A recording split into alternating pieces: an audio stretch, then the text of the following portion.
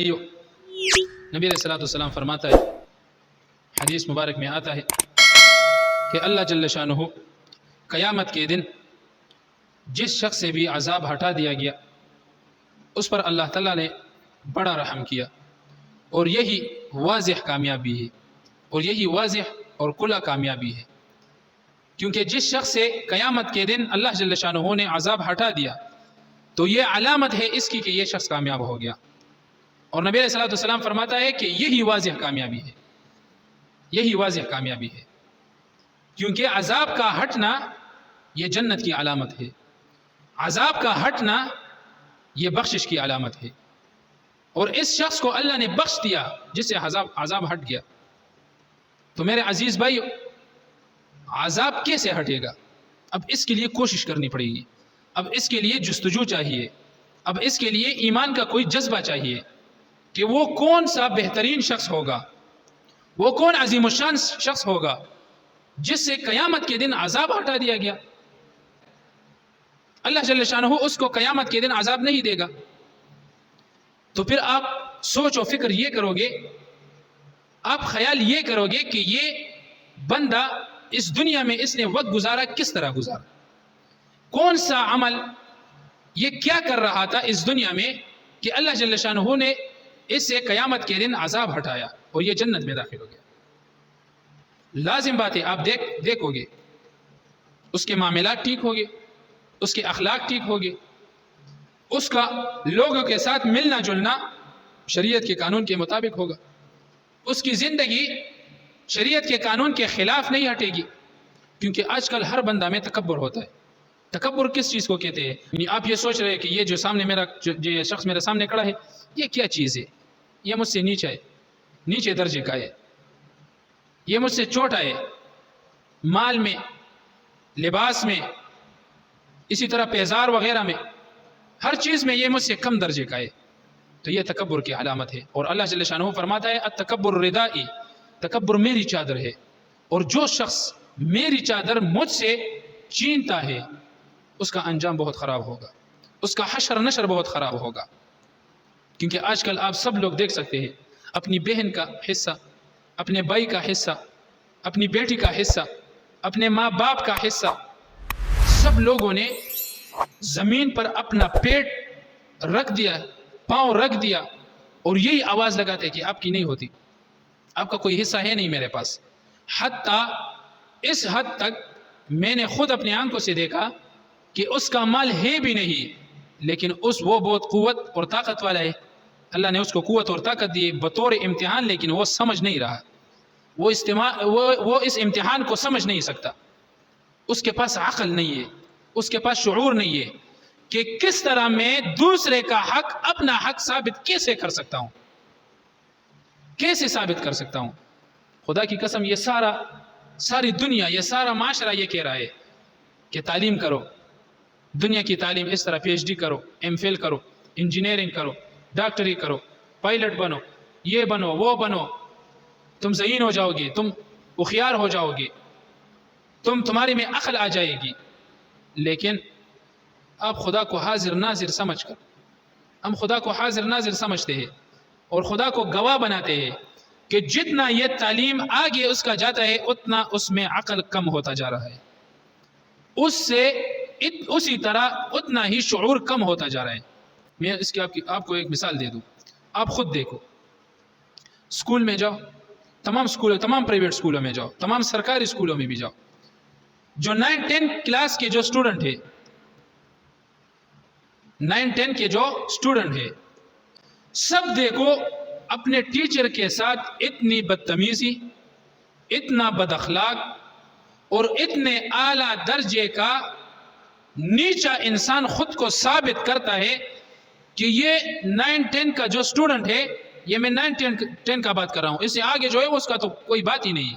ہم خود اپنی آنکھوں سے یونیورسٹی والوں کو بھی دیکھ رہے، کالج والوں کو بھی دیکھ رہے، اسکول والوں کو بھی دیکھ رہے، لیکن میں نیچے درجے لیول کا جو بات کر رہا ہوں ابھی 9-10 کا، وہ خود کو یہ ثابت کر رہا ہے، خود کو یہ پروف دے رہا ہے، یہ ثبوت دے رہا ہے کہ سر میں اس کلاس میں بیٹا ہوں، آپ میرے سامنے ہیں، آپ میرا ٹیچر نہیں، میں آپ کا ٹیچر ہوں، میں آپ کا استاد ہوں اور جو میں کہوں گا وہ تم کرو گے.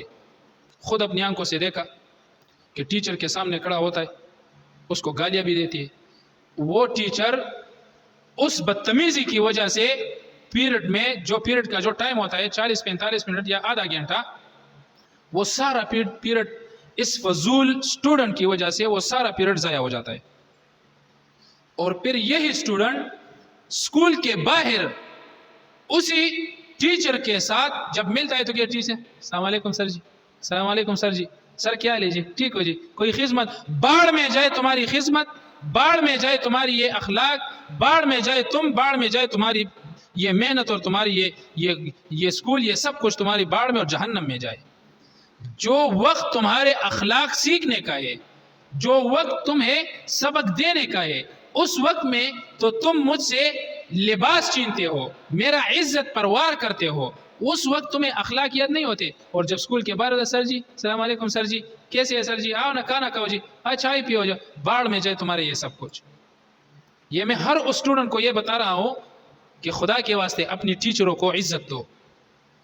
اپنے تمام اساتذہ جو دین کے لحاظ سے ہیں یا دنیائی کے لحاظ سے, اسکول کا استاد بھی ہے, سب بڑوں کو عزت کی نگاہ سے دیکھو. اس کا عزت کا جنازہ نہ نکالو, اس کو اتنا مجبور نہ کرو کہ وہ پڑھائی تمہاری وجہ سے چھوڑ دے.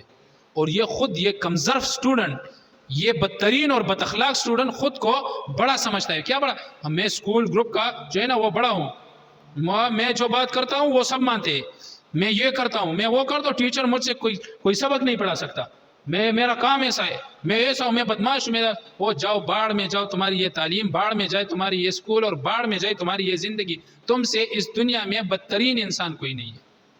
اور نبی علیہ الصلوۃ والسلام نے فرمایا ہے کہ آپ سب لوگوں کو پتہ ہے کہ دنیا میں اس زمین پر سب سے بدترین انسان کون ہے.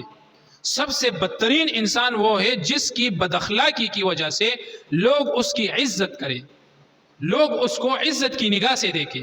یہ سب سے بدترین انسان ہے, یہ سب سے بد اخلاق انسان, کہ اس کی بد اخلاقی کی وجہ سے لوگ اس کے ساتھ اخلاق میں بات کریں, کیونکہ اس کی عزت کی وار سے میں بچ جاؤں.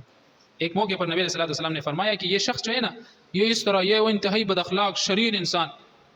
1-2 دن کے بعد وہی شخص نبی علیہ الصلوۃ والسلام کے گھر مہمان بن کر آیا. وہ نبی علیہ الصلوۃ والسلام اٹھ گئے, اس کی مہمان نوازی کی, وہ کھانا پیش کی, پینا پیش کی, سب کچھ مہمان نوازی اچھی طرح کی, شریعت کے قانون کے مطابق. عائشہ رضی اللہ تعالیٰ عنہا نے فرمایا کہ یا رسول اللہ, کل ہی تو آپ نے بتایا کہ یہ شریر انسان ہے, یہ اس طرح, یہ اس طرح ہے. نبی علیہ الصلوۃ والسلام نے فرمایا کہ سب سے بدترین انسان یہی ہے جس کی شر کی وجہ سے لوگ اس کو اخلاق سے بات کریں, لوگ اس سے اخلاق سے بات کریں, کیونکہ اس کی شر سے بچ جائے, اس کی شر سے بچ جائے. یہ دنیا میں بدترین انسان ہے اور اس کا انجام بہت خراب. تو یہ میں نے بہت بڑا فلسفہ یہ بیان کیا. تو اب آپ لوگ سوچیں کون بہترین انسان ہے, کس سے روز قیامت عذاب اٹھایا جائے گا, کس کو عذاب نہیں دیا جائے گا.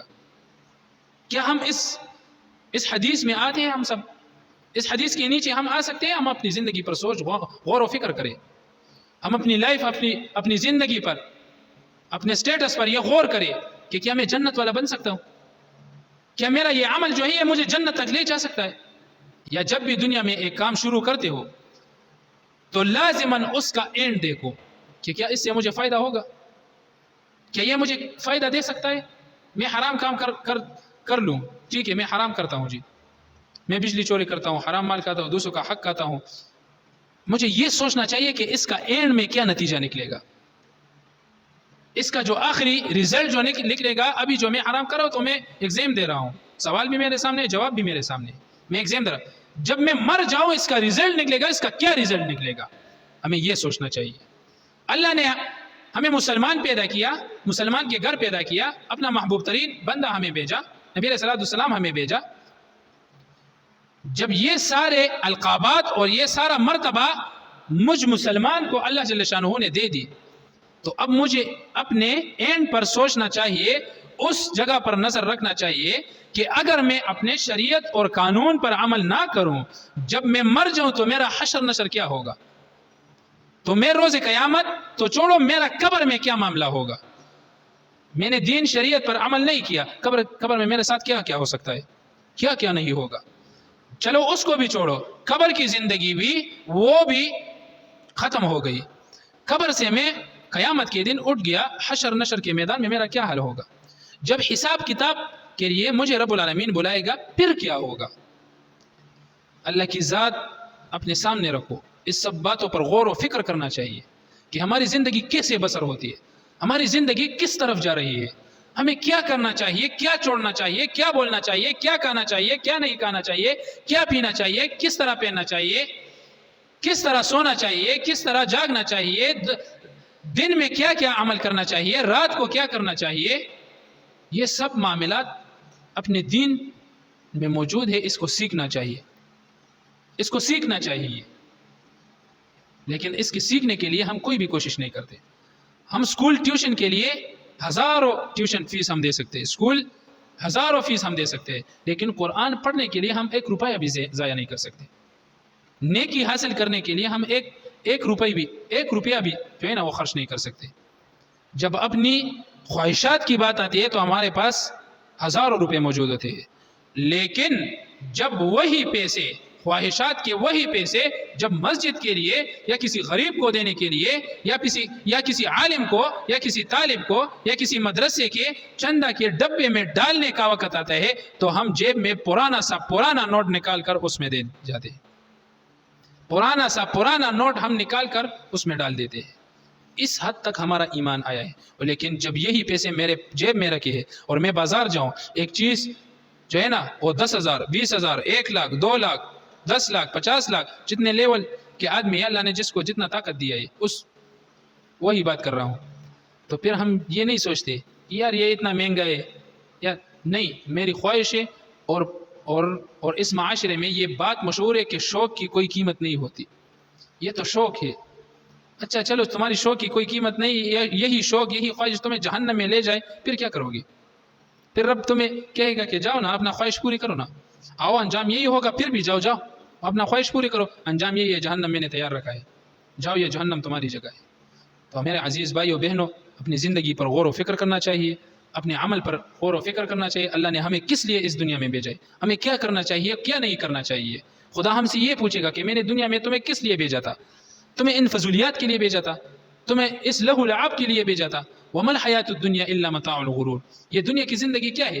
یہ تو محض ایک دھوکہ ہے، یہ ایک دھوکہ ہے کہ انسان کو دھوکے میں ڈالا ہے.